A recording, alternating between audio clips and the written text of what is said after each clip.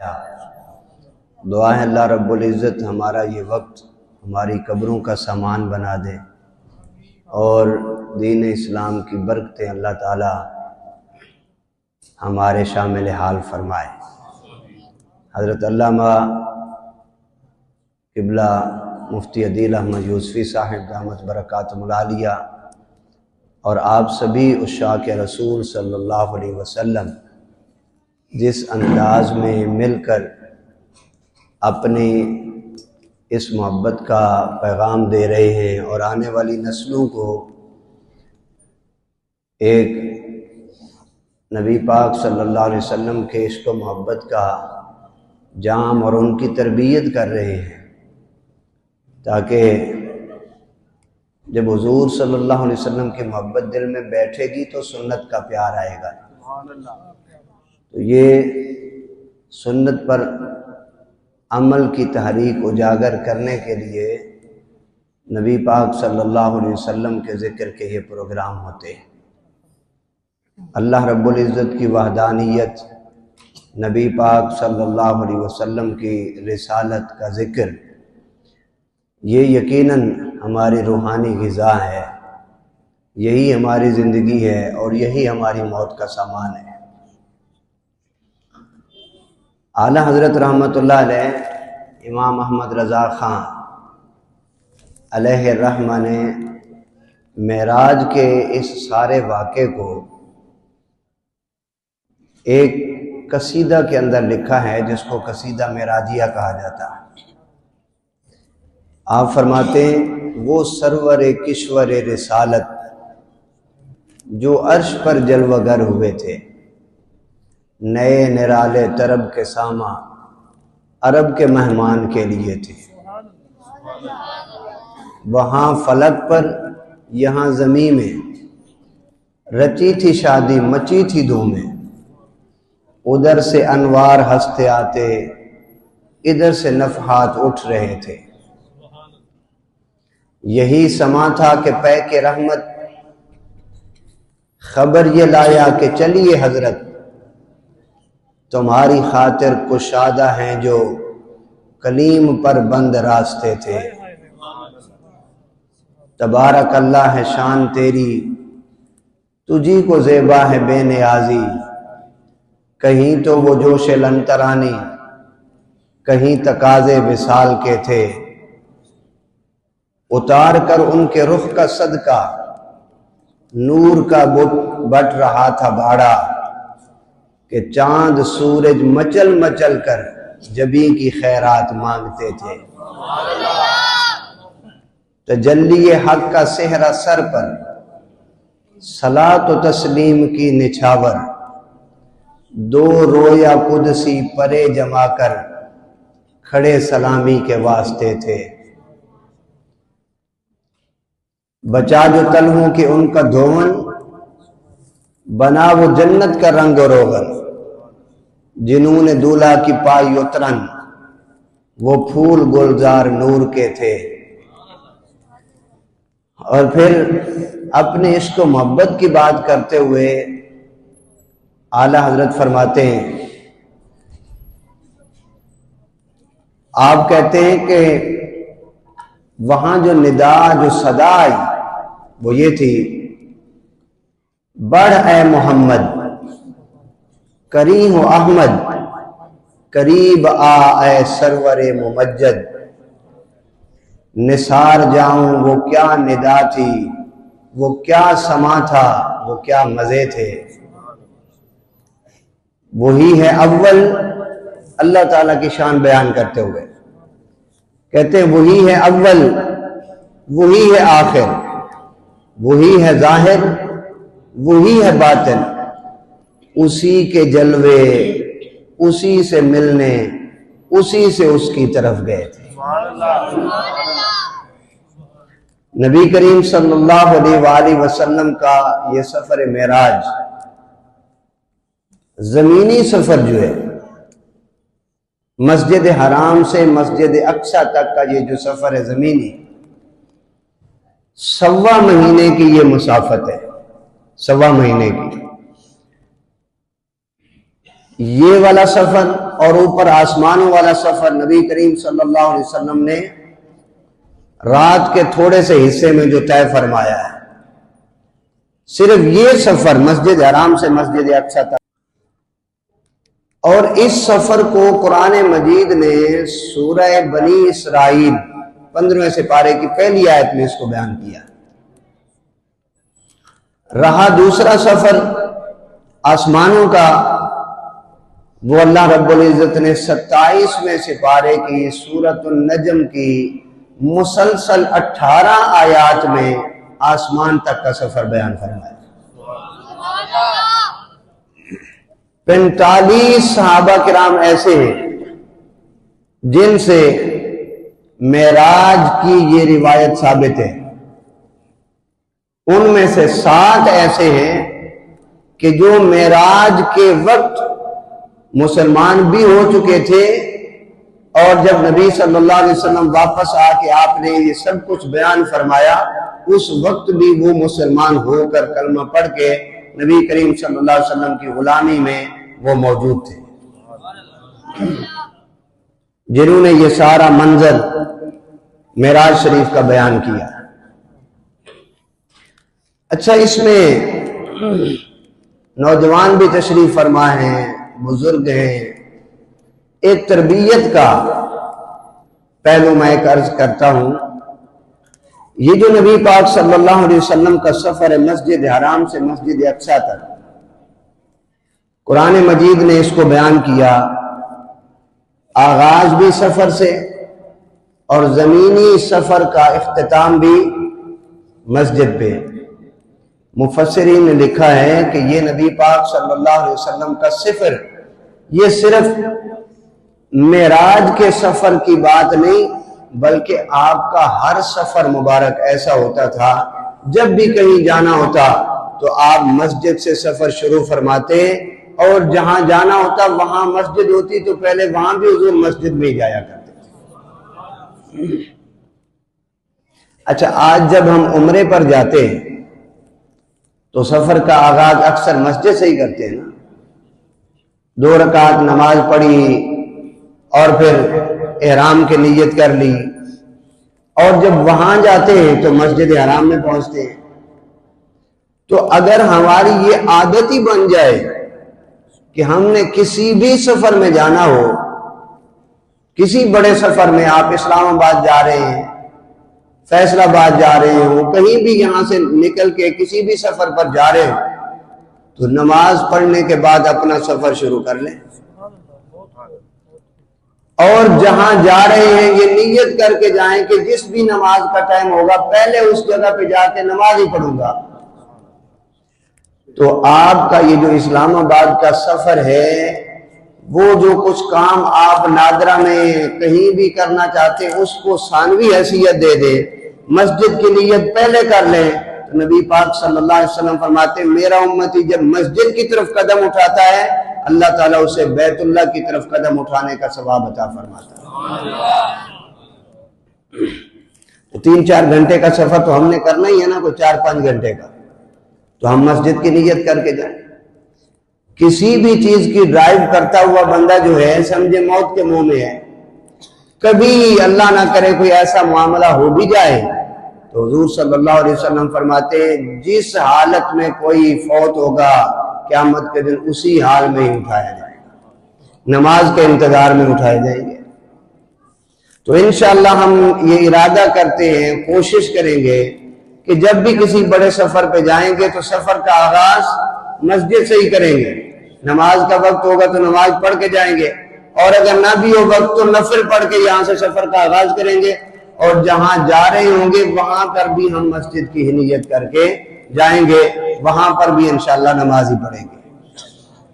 اور آقا علیہ الصلوۃ والسلام کی حدیث ہے جس بندے کا دل مسجد کے ساتھ لٹکا ہوا ہو،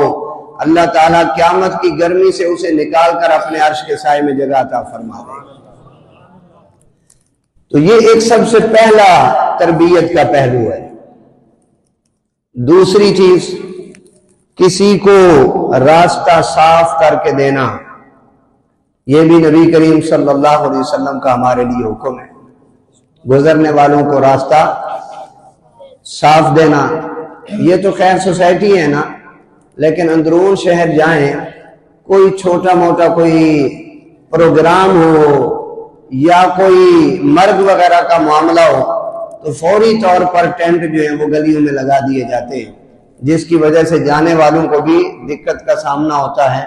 اگر ہم راستے میں لگانے کی بجائے سائڈ پہ وہ لگا لیں یا اہتمام کسی دوسری جگہ پہ کر لیں تاکہ کسی مسافر کے سفر میں بھی کوئی رکاوٹ نہ آئے اور مسافر تھوڑے وقت میں اپنی منزل تک پہنچ سکے، تو قرآن مجید نے یہ سفر یہاں پہ بیان کیا۔ اور دوسرا آسمانی سفر جو ہے وہ سورۃ النجم میں بیان ہوا ہے۔ نبی اکرم صلی اللہ علیہ وآلہ وسلم آپ تھوڑے وقت میں اپنی منزل تک پہنچ سکے، تو قرآن مجید نے یہ سفر یہاں پہ بیان کیا۔ اور دوسرا آسمانی سفر جو ہے وہ سورۃ النجم میں بیان ہوا ہے۔ نبی اکرم صلی اللہ علیہ وآلہ وسلم آپ نے جو یہ اس ایک رات کے تھوڑے سے حصے میں اتنا بڑا سفر فرمایا، یہ آپ کا پہلا سفر نہیں بلکہ آپ نماز پڑھاتے ہوئے اپنا قدم مبارک آگے بڑھاتے پھر پیچھے کر لیتے، پھر بڑھایا قدم پھر پیچھے کر لیا، پھر بڑھایا پھر پیچھے کر لیا۔ صحابہ نے پوچھا حضور یہ آپ نے آج معمول سے ہٹ کے معاملہ فرمایا، یہ کیا تھا؟ آپ نے فرمایا کہ جنت میرے سامنے تھی، میں اس سے انگوروں کا گچھا توڑنے لگا تھا، پھر میں نے کہا کہ یہ چونکہ غیب کا معاملہ ہے تو پھر میں نے اس کو چھوڑ دیا، اگر وہ میں اتار لیتا تو تم قیامت تک کھاتے رہتے، یہ ختم نہ ہوتا۔ حضور صلی اللہ علیہ وسلم کا یہاں زمین پہ کھڑے ہوئے جنت تک کا سفر آنکھ جھپکنے کی دیر میں بھی ہو چکا تھا۔ کتنے سفر ہیں نبی صلی اللہ علیہ وسلم کے، یہ طے زمانی اور طے مکانی، یعنی تھوڑے سے وقت میں وقت کا سمٹ جانا کسی بھی شخصیت کے لیے۔ قرآن مجید فرماتا ہے عزیر علیہ السلام پر اللہ رب العزت نے وصال طاری کیا، 100 سال بعد اٹھے، اللہ رب العزت نے فرمایا کم لبثتا، پیارے عزیر کتنی دیر ٹھہرے ہو؟ عرض کی یا اللہ لبثت یومن او بعد یوم، کوئی ایک دن یا دن کا تھوڑا سا حصہ ٹھہرا ہو۔ اللہ رب العزت نے فرمایا بل لبثت مئات عام، تم 100 سال تک یہاں ٹھہرے رہے ہو۔ آپ کی اولاد باقی سارے معاملات پر وہ 100 سال ہو چکے تھے، لیکن عزیر علیہ السلام کو آدھے دن سے بھی تھوڑا لگتا تھا، گویا کہ یہ طے زمانی اللہ رب العزت نے رکھا کہ کسی ایک کے لیے 100 سال گزرے گے اور دوسرے کو آدھا دن معلوم ہوتا ہے۔ اسی طرح اگر آپ دیکھ لیں حضرت سلیمان علیہ السلام کے امتی حضرت آصف بن برقیہ، وہ تخت 1500 میل کی دوری پر، 1500 میل، علامہ سید نعیم الدین مراد آبادی رحمۃ اللہ علیہ نے اس کی حاشیے میں لکھا اسی کی تفسیر میں کہ 1500 میل دور یہ تخت، لیکن حضرت آصف بن برقیہ نے آنکھ جھپکنے سے پہلے اس تخت کو اٹھا کے یہاں پہ حاضر کر بھی دیا۔ یہ بھی طے مکانی تھا، یعنی مکان کو یوں سمیٹ لینا۔ اس کی مثالیں قرآن مجید میں ملتی ہیں۔ اگر سیدنا سلیمان علیہ السلام کا امتی آنکھ جھپکنے کی دیر میں اتنی دور سے یہاں پہ تخت لا سکتا ہے تو آج معراج کی رات اس امتی کا نبی جس کے پیچھے کھڑے ہو کر نماز پڑھ رہا ہے، اس امام الانبیاء کی رفتار کا عالم کیا ہوتا۔ نبی اکرم صلی اللہ تعالی علیہ وسلم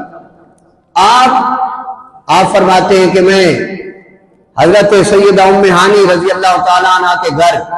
آرام فرماؤں۔ اللہ رب العزت نے جبریل علیہ السلام کو حکم دیا انزل الی دار الدنیا، کہ دنیا کی طرف اتر جاؤ،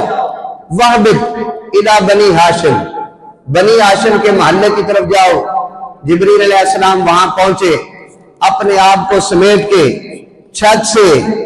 ادب کے انداز میں اترتے ہوئے نبی کریم صلی اللہ علیہ وسلم کے قدموں کو بوسہ دیا، آپ کو جگایا۔ آقا علیہ الصلوۃ والسلام فرماتے میں وہاں اٹھ کے حتیم کے اندر آ گیا۔ بیت اللہ شریف کا جو کمرہ ہے اس کے ساتھ جو حتیم کا ذرا حصہ ہے، آپ فرماتے مجھے یہاں لایا گیا اور سیدنا جبریل علیہ السلام جنت سے کوثر کا پانی لائے تھے، اس کوثر کے پانی کے ساتھ انہوں نے مجھے وضو کرایا۔ جب وضو کرایا تو جو تشت تھا اس کے اندر وہ پانی میرے وضو کا انہوں نے جمع کیا، وہ فرشتوں نے اس پانی کو جمع کیا۔ وہ جمع شدہ پانی کہاں کیا؟ اعلیٰ حضرت فرماتے بچا جو طلبوں کے ان کا دھومن بنا وہ جنت کا رنگ روغن، جنہوں نے دولہا کی پائی اترن وہ پھول گلزار نور کے تھے۔ فرماتے معراج کی رات کے وضو کا پانی جمع کر کے جنت کے پھول وضو کرایا تو جو تشت تھا اس کے اندر وہ پانی میرے وضو کا انہوں نے جمع کیا، وہ فرشتوں نے اس پانی کو جمع کیا۔ وہ جمع شدہ پانی کہاں کیا؟ اعلیٰ حضرت فرماتے بچا جو طلبوں کے ان کا دھومن بنا وہ جنت کا رنگ روغن، جنہوں نے دولہا کی پائی اترن وہ پھول گلزار نور کے تھے۔ فرماتے معراج کی رات کے وضو کا پانی جمع کر کے جنت کے پھولوں پر جا کے چھڑکا گیا، اس کی برکت سے اللہ نے جنت کے پھولوں میں مشک و عنبر کی خوشبوئیں پیدا فرما دی۔ آقا علیہ الصلوۃ والسلام نے وضو سے وضو فرمایا، آپ کے سینے مبارک کو چاک کر کے پھر اسے اسی طرح سے بند کر کے علم و حکمت اس کے اندر بھر دیا گیا۔ پھر نبی کریم صلی اللہ علیہ وسلم فرماتے کہ میں جب یہ وضو کر کے بیت اللہ کے صحن میں آیا ہوں، 70 ہزار فرشتے لائنیں بنا کر اتنی اونچی آواز میں مجھ پر درود پڑھ رہے ہیں کہ بیت اللہ کے صحن سے آسمان تک ان کی آواز گونج رہی ہے۔ اعلیٰ حضرت نے اسی چیز کو فرمایا۔ آپ فرماتے ہیں کہ حضور صلی اللہ علیہ وسلم کا اس وقت آپ کے چہرہ مبارک کا حسن کیا تھا اور آپ کے حلیہ مبارک کا انداز کیا تھا۔ اعلیٰ حضرت فرماتے تجلی حق کا صحرا سر پر، تجلی حق کا صحرا سر پر، صلاۃ و تسلیم کی نچھاور، دو رویا قدسی پرے جما کر کھڑے سلامی کے واسطے تھے۔ یوں اونچی آواز میں درود پڑھا جا رہا ہے کہ آسمان تک اس کی آواز گونج رہی ہے۔ فرمایا میرے لیے ایک سواری لائی گئی، دون البغل و فوق الحمار، جو خچر سے ذرا چھوٹی تھی اور گدھے سے ذرا بڑی، سفید اس کا رنگ تھا، یقال لہ البراق، اس کو براق کہا جاتا تھا۔ جہاں اس کی نگاہ کی انتہا ہوتی وہاں تک اس کا پہلا قدم پڑتا تھا۔ اس کے اوپر مجھے سوار کیا گیا، 3 جگہوں پہ ہم نے سٹاپ کیا۔ سب سے پہلے روٹ کیا تھا جانے کا؟ فرمایا جب ہم مدینہ المنورہ میں پہنچے، وہاں پہ جبریل علیہ السلام نے کہا حضور یہاں اتریے، 2 رکعت نفل پڑھیے، یہ وہ جگہ ہے جہاں آپ ہجرت کر کے تشریف لائیں گے۔ وہاں ہم نے 2 رکعت نفل پڑھی، پھر آگے بڑھے، پھر فرمایا اتریے نماز پڑھیے، یہ وہ جگہ ہے جہاں سیدنا عیسیٰ علیہ السلام کی پیدائش ہوئی تھی۔ پھر چلے آگے رکے جہاں حضرت موسیٰ علیہ السلام اللہ تعالیٰ سے کلام کرتے تھے۔ یہ ساری جگہ دیکھتے بھی گئے اور ان جگہوں پر برکت کے حصول کے لیے، ان جگہوں کو برکت دینے کے لیے نماز بھی پڑھتے گئے، حتیٰ کہ یہاں تک کہ ہم بیت المقدس میں پہنچے، مسجد اقصیٰ میں۔ وہ کسی نے کہا تھا کہ ایک بار اور بھی طیبہ سے فلسطین میں آ، راستہ دیکھتی ہے مسجد اقصیٰ تیرا۔ یا رسول اللہ آج وہاں کے روتے ہوئے بچے آج پھر پلٹ کر وہ مکہ کی طرف دیکھ رہے ہیں کہ یا رسول اللہ آج جس راستے سے آپ آئے تھے آج بھی کوئی آئے گا جو ہمیں ان ظالموں سے بچا سکے۔ وہ شاکر شجاع آبادی کا ایک شعر ہے، وہ کہتا ہے صدائے بیت المقدس آندھی ہے روز کان وچ اذان وانگو، مدینے مکے دے پاس بانو میرا بھی رشتہ تمہارے نال ہے۔ جو مدینے اور مکہ کو سنبھالنے والے ہیں بیت المقدس کا رشتہ بھی انہی کے ساتھ ہی ہے۔ نبی کریم صلی اللہ علیہ وسلم نے وہاں پر انبیاء کرام کی جماعت کروائی۔ اس جماعت کے بعد فرماتے ہیں کہ میں اوپر آسمانوں کا سفر شروع ہوا، پہلے آسمان پر میری ملاقات سیدنا آدم علیہ السلام سے ہوئی، دوسرے آسمان پر حضرت یحییٰ اور عیسیٰ علیہ السلام سے، تیسرے آسمان پر سیدنا یوسف علیہ السلام سے، چوتھے آسمان پر حضرت ادریس علیہ السلام سے، پانچویں آسمان پر حضرت ہارون علیہ السلام سے، چھٹے آسمان پر سیدنا موسیٰ علیہ السلام سے، اور 7ویں آسمان پر سیدنا ابراہیم علیہ السلام نے میرا استقبال کیا۔ اب وہاں پر اس سے آگے جو سدرۃ المنتہا ہے، یہاں پہ جبریل علیہ السلام رک گئے۔ انہوں نے کہا لو دنوت ان ملت اللہ ترکت، اگر اس سے ایک بال برابر بھی میں آگے جاؤں تو میں جل کے راکھ ہو جاؤں گا۔ حضور صلی اللہ علیہ وسلم نے فرمایا اے پیارے جبریل، ایک وہ وقت تھا کہ جب تم نے میرے جد امجد ابراہیم علیہ السلام کو کہا تھا کہ اے پیارے خلیل، تمہیں نمرود اپنی جلائی ہوئی آگ میں پھینک رہا ہے، اگر تمہاری کوئی حاجت ہو تو بتاؤ، کیونکہ میں جبریل وہاں جاتا ہوں جہاں کوئی نہیں جا سکتا۔ حضور نے فرمایا اے پیارے جبریل، تم نے میرے جد امجد کو یہ کہا تھا کہ تم وہاں جاتے ہو جہاں کوئی نہیں جا سکتا۔ وہ تو ان کا توکل کہ انہوں نے کہا تھا کہ حاجت ہے صحیح لیکن تجھ سے نہیں،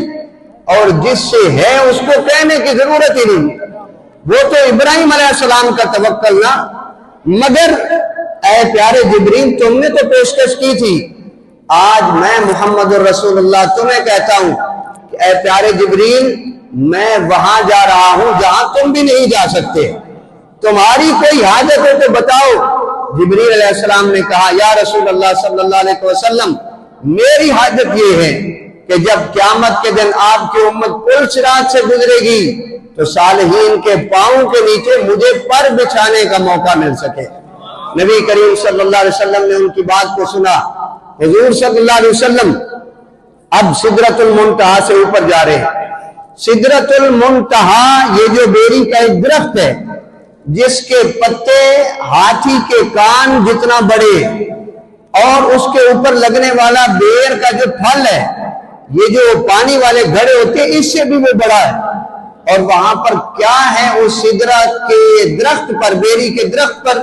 حضور صلی اللہ علیہ وسلم فرماتے شہداء کی روحیں ہوتی ہیں اور فرشتے وہاں پر ہوتے۔ فرمایا جس رات میں جانے لگا تو فرشتوں نے اللہ کی بارگاہ میں عرض کی کہ ہمیں اجازت دے کہ ہم اس راستے میں بیٹھ کر آپ کے حبیب کی زیارت کر سکیں۔ نبی کریم صلی اللہ علیہ وسلم فرماتے اب اس سے اوپر کا جو سفر، سدرۃ المنتہا سے آگے عرش کا جو سفر ہے، آسمان تو رہ گئے نیچے، اب اس سے اوپر سدرۃ المنتہا سے عرش تک یہ جو بیچ کا خلا ہے، اس کے اندر اللہ رب العزت کے جتنے صفاتی نام ہیں، رحمان ہے، رحیم ہے، کریم ہے، اللہ کے ہر صفت کا ایک نورانی محل ہے۔ مطلب اللہ رب العزت کا نام ہے رحمان،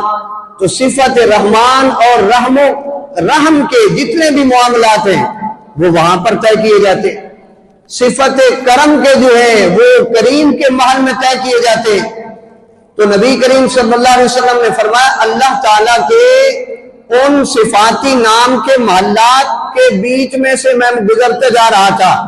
اذا مررت بالکریم کان کریما، جب میں صفت کریم کے محل سے گزرا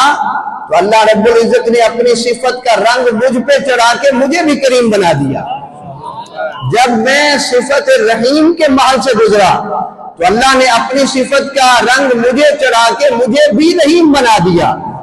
گویا کہ وہ طاقت عطا فرما دی۔ ایک تو طاقت کا انداز حضور صلی اللہ علیہ وسلم کے پاس اللہ کی طرف سے دیا ہوا وہ بھی ہے کہ قرآن مجید میں خود فرمایا کہ اگر میں اس قرآن کو پہاڑ پہ نازل کرتا تو یہ ریزہ ریزہ ہو جاتا۔ پھر یا اللہ کہاں اس کو نازل کیا؟ فرمایا فَإِنَّهُ نَزَّلَهُ عَلَىٰ قَلْبِكَ، اے حبیب اس کو ہم نے آپ کے دل پر نازل فرمایا۔ آپ کے دل کی طاقت پہاڑوں سے بڑھ کر ہے۔ پھر آپ کے اب آج کی رات آپ کے دل مبارک کو نکال کر اس کو دھویا گیا اور اس کے اندر ایمان حکمت اور بڑھ دیا گیا، تو طاقت اور بڑھ گئی، دل کی طاقت اب بڑھ گئی ہے۔ اور جب اللہ کے صفاتی رنگوں سے اور ناموں سے گزر رہے ہیں اور اللہ کی ہر صفت کا رنگ چڑھ رہا ہے تو حضور کے دل مبارک کو خدا آپ کے پورے جسم کو اللہ نے کیا طاقت عطا فرمائی ہوگی۔ یہاں سے اللہ رب العزت کے صفات کے سارے رنگ چڑھتے ہوئے نبی کریم صلی اللہ علیہ وسلم آپ یہ سفر 99 محلات کا طے کرنے کے بعد عرش اعلیٰ پر اللہ تعالیٰ کے حریم ناز میں حاضر خدمت ہوئے تو اللہ رب العزت کی طرف سے آواز آئی ادن منی، اے میرے حبیب اور بھی قریب آ جا، ادن منی اور بھی قریب آ جا۔ ہاں آواز یہ آئی بڑھ اے محمد، قریب و احمد، قریب آ اے سرور ممجد، نثار جاؤں۔ وہ کیا ندا تھی، وہ کیا سما تھا، وہ کیا مزے تھے۔ اے حبیب ادنو منی، میرے اور بھی قریب آئیے۔ قرآن مجید نے اسی چیز کو سورہ نجم میں بیان فرمایا کہ اللہ رب العزت کا وہ انداز جو تھا کہ اے حبیب وہ جو طائف میں میری وجہ سے تمہیں پتھر لگے، اس تکلیف کو بلانے کے لیے تو میں نے آج کی رات آپ کو یہاں بلایا۔ وہ جو شیب ابی طالب میں 3 سال میری وجہ سے تمہیں محصور ہونا پڑا، یہ انداز قرآن میں موجود ہے کہ فَإِنَّهُمْ لَا يُكَذِّبُونَكَ، اے حبیب یہ لوگ آپ کو تو نہیں جھٹلاتے، آپ کو تو صادق بھی کہتے تھے، آپ کو تو امین بھی کہتے تھے، جب تم نے میری بات کی اور بتوں کو چھوڑنے کی بات کی تب یہ آپ کے مخالف ہوئے۔ اے حبیب میری وجہ سے تمہیں 3 سال تک قید رہنا پڑا اس شیب ابی طالب میں، اور طائف کی سختیاں برداشت کرنی پڑی۔ اے حبیب وہ تکلیفیں بھلانے کے لیے میں رب آج کی رات میزبان بنا ہوں اور تمہیں مہمان بنایا ہے۔ ادنو منی، میرے اور قریب آئیے۔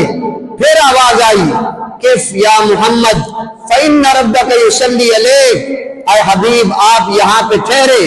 اب آپ کا رب آگے بڑھ کر اس کی رحمت آپ کا استقبال فرماتی ہے۔ قرآن مجید 27ویں سپارے میں قرآن مجید نے فرمایا ثم دنا، ادھر سے وہ جلوہ قریب ہوا، ادھر سے یہ جلوہ قریب ہوا، تیرے قرب پہ شاہد ثم دنا فتدلی، آیت قرآن ہے، اس قرب کے لائق خالق نے کوئی اور نہ تیرے سوا جانا۔ اے حبیب قریب آ جائیے۔ دنا ادھر سے یہ جلوہ قریب ہوا، فتدلی ادھر سے وہ جلوہ قریب ہوا، فکان قاب قوسین، 2 کمانوں کا فاصلہ رہ گیا۔ قوسین کس کو کہا جاتا ہے؟ دائرے کے جز کو قوس کہا جاتا ہے۔ دائرہ مثال کے طور پہ یہاں سے گول دائرہ آپ یہاں تک کھینچے تو اس کا ایک جز جو ہے یہاں سے لے کر یہاں تک یہ ایک قوس ہے، اور دوسرا اس کو یہاں کھینچے تو یہ 2 قوسیں ہو جائیں گی۔ اس کا مطلب یہ دونوں آپس میں مل جائیں گے۔ یا اگر کوئی ایک شخص اپنے دونوں بازو اس طرح سے پھیلائے، یہ ایک قوس ہے، دائرے کا ایک حصہ ہے، اور دوسرا ادھر سے پھیلائے تو یہ 2 قوسیں ہو جائیں گی۔ فرمایا فکان قاب قوسین، 2 کمانوں کا فاصلہ تھا، او ادنا یا اس سے بھی کم، یعنی وہ فاصلہ بھی ختم کر کے اللہ نے اپنے حبیب کو اپنا دیدار عطا فرمایا ہے۔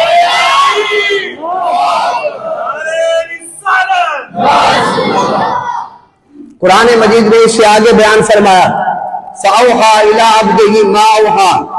کہ اس ذات نے وحی فرمائی اپنے بندے سے جو وحی فرمائی، یعنی جو بھی بات کی اس بات کو کامل طور پر کھولا نہیں۔ اگر یہاں پہ کچھ لوگ جو ہیں یہ ترجمہ کرتے ہوئے کہتے ہیں کہ یہاں سے مراد اللہ تعالیٰ کی ذات نہیں بلکہ جبریل علیہ السلام،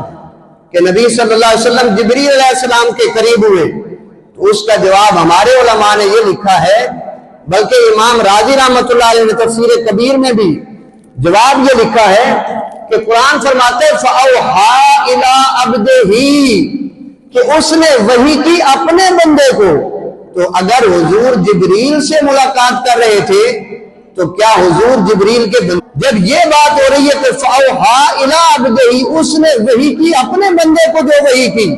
تو اس سے مراد یہ ہے کہ اللہ رب العزت کی ذات کے ساتھ نبی کریم صلی اللہ علیہ وسلم کی ملاقات تھی۔ اور اس بات کا انداز وحی جو ہوتی ہے 3 طرح سے ہوتی ہے وحی، یا تو دل کے اندر بات ڈال دی جاتی ہے جس کو القاء کہا جاتا ہے، یا فرشتہ لے کر آتا ہے، یا تیسرا انداز قرآن نے فرمایا او من وراء حجاب، دیوار کے پیچھے سے آواز دے دی جاتی ہے۔ وحی کی یہ 3 صورتیں قرآن نے بیان فرمائی۔ آج کی رات جو قرآن مجید بیان فرما رہا ہے وہ جو فرشتہ وحی لاتا تھا وہ تو سدرۃ المنتہا پر رک گیا،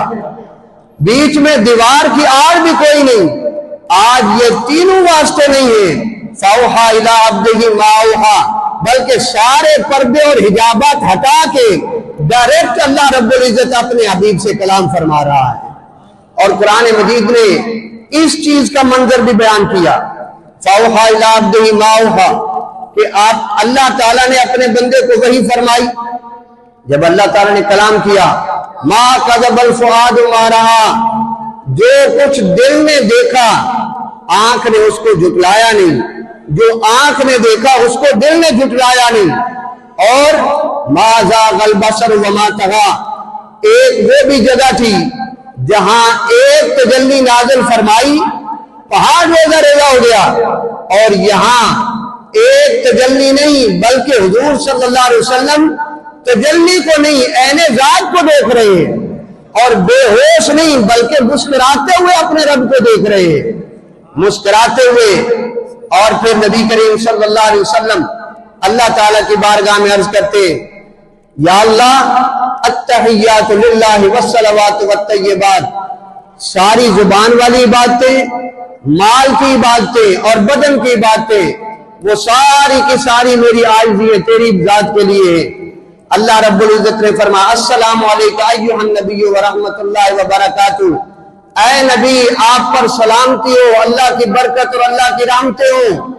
پھر کہا گیا السلام علینا وعلی عباد اللہ الصالحین. یہ جو الفاظ معراج کی رات کلام ہوا، اللہ رب العزت نے امت کی معراج وہی الفاظ نماز میں عطا فرما دیے تاکہ تم جب تک سجدہ کرتے رہو گے اللہ رب العزت کی معراج تمہیں بھی عطا ہوتی رہے گی. اب آپ اگر اس کے اندر ایک مسئلہ ہم سمجھنا چاہیں کہ جہاں سورۃ الانعام میں یہ بات کہی گئی لا تدرکہ الابصار وہو یدرک الابصار، کہ اللہ رب العزت کا احاطہ کوئی آنکھ نہیں کر سکتی، تو اس کا جواب یہ ہے احاطہ کس کو کہتے ہیں؟ ادراک ہے، ادراک کے لفظ وہاں پہ. ادراک کا لفظ یہ ہوتا ہے، احاطہ کا مطلب ہوتا ہے کسی چیز کی حد کی انتہا دیکھنا. مطلب کہ یہ جو مسجد ہے اس کے یہ جو 4 کونے ہیں یہ اس کی حدود ہیں اور یہی اس کا احاطہ ہے. قرآن مجید نے فرمایا کہ اللہ رب العزت کی ذات کا احاطہ کوئی نگاہ نہیں کر سکتی. تو نبی کریم صلی اللہ علیہ وسلم کے اللہ تعالیٰ کو دیکھنے کا مقصد یہ نہیں کہ اللہ کی کامل ذات کا احاطہ ہو، بلکہ اللہ رب العزت نے جس انداز میں چاہا اپنے محبوب کو اپنا دیدار کروا دیا ہے. اب رہی یہ بات کہ اس کا انداز کیا ہوگا، وہ قرآن مجید نے بیان فرمایا. جنتی لوگ جب جنت میں ہوں گے، جمعے کا دن ہوگا، تو سارے جنتی جنت کے بازار سے گھوم کر جب واپس آئیں گے، بیٹھے ہوئے ہوں گے جنت میں، تو یوں لگے گا جس طرح سے تھوڑی تھوڑی رم جم ہونا شروع ہوتی ہے، بوندا باندی شروع ہوتی ہے. اس طرح کا ذرا موسم بنے گا تو جنتیوں کو کچھ نیا دیکھنے کو جی مچلے گا. نبی کریم صلی اللہ علیہ وسلم فرماتے جنت جو ہے یہ 7 یعنی جتنی جنتیں ہیں ان سب سے اوپر جنت الفردوس ہے، اور جنت الفردوس کی چھت وہ اللہ رب العزت کا عرش ہے.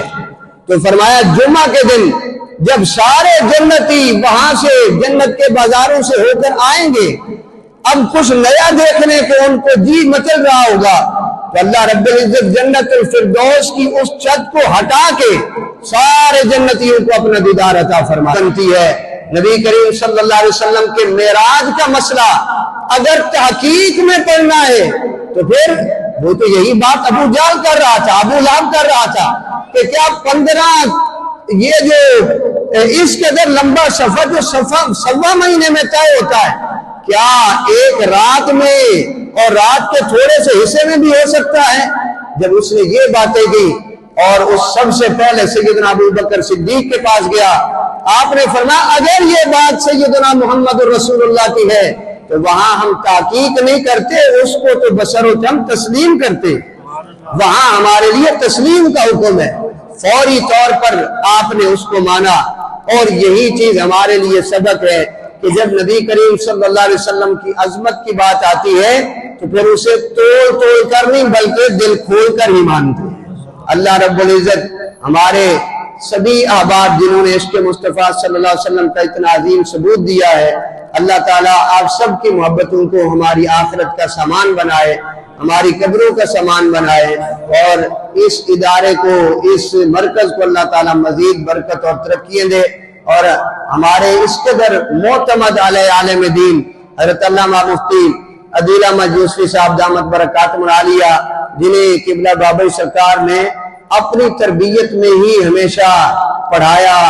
اور آپ کی حیات میں مکمل وہاں کے جو پروگرام ہوا کرتے تھے، اجتماعات ہوا کرتے تھے، یہی ان کو سنبھالتے، اس کا بہتر